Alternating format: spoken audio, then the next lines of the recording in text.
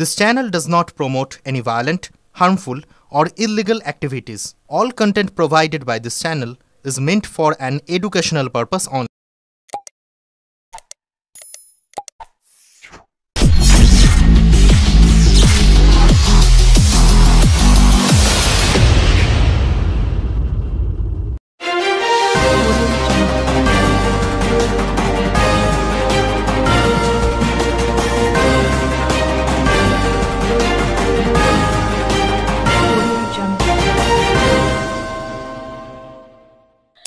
দাঁতপুরে জমি রক্ষার লড়াই পাট্টাদারদের পাশে দাঁড়ালেন দিলীপ ঘোষ। হুগলির দাঁতপুর থানার অন্তর্গত বাবনান গ্রাম পঞ্চায়েতের মূলগ্রাম মৌজার প্রায় 25 বিঘা জমি 1994 সালে বাবা বলে 177 জন কৃষককে পাট্টা হিসেবে দেওয়া হয়। দীর্ঘ 30 বছর ধরে তারা এই জমিতে চাষবাস করে আসছে। তবে সম্প্রতি জমির মালিক আদালতের দ্বারস্থ হলে হাইকোর্ট মহকুমা শাসক ও ব্লক প্রশাসনকে ওই জমির দখল বুঝিয়ে দিতে নির্দেশ দেয়। সেই নির্দেশ অনুযায়ী গত বুধবার প্রশাসনের দল পুলিশ বাহিনী নিয়ে জমি বুঝিয়ে দিতে গেলে পাট্টাদারদের তীব্র প্রতিবাদের মুখে পড়তে হয়। উত্তপ্ত পরিস্থিতি দেখে প্রশাসন পিছু হাঁটতে বাধ্য হয়। তবে প্রশাসন নির্ধারিত তারিখে বিশাল পুলিশ বাহিনী নিয়ে ফের জমি দখলে যাওয়ার পরিকল্পনা করে। শুক্রবার যখন ব্লক প্রশাসন ও পুলিশ জমি পুনরুদ্ধারের জন্য গেলে ক্ষুব্ধ পাট্টাদাররা ভিডিও ও পুলিশের পথ অবরোধ করে বিক্ষোভ দেখান। পরিস্থিতি উত্তপ্ত হয়ে ওঠায় প্রশাসনিক আধিকারিকরা এলাকা ছেড়ে ফিরে যেতে বাধ্য হন। এই ঘটনার পর আজ পরিস্থিতি খতিয়ে দেখতে বিজেপির প্রাক্তন রাজ্য সভাপতি ও কেন্দ্রীয় নেতা দিলীপ ঘোষ ঘটনাস্থলে যান। পাট্টাদাররা তার কাছে অভিযোগ করেন, 30 বছর ধরে আমরা এই জমিতে চাষ করে জীবিকা নির্বাহ করছি। বর্তমান সরকার আমাদের উচ্ছেদ করতে চাইছে, আমরা কোনোভাবেই এই জমি ছাড়বো না।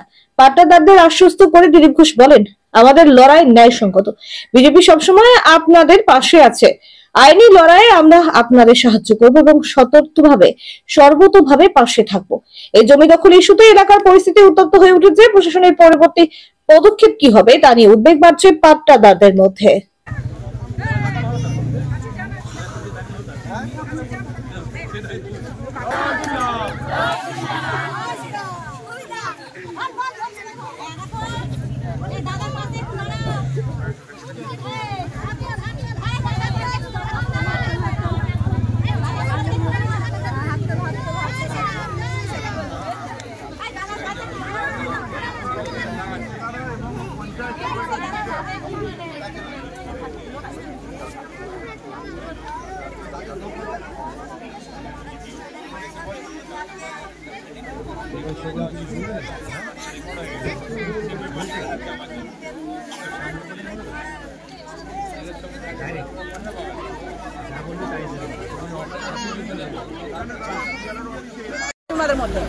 আপনাদের কিছু জানানোই হয়নি।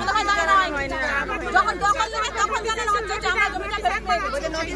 তখন বলছে আমরা মালিক দেখিনি, তাহলে আমরা কি? ওনারা যদি মালিক হবে আমরা কি করব?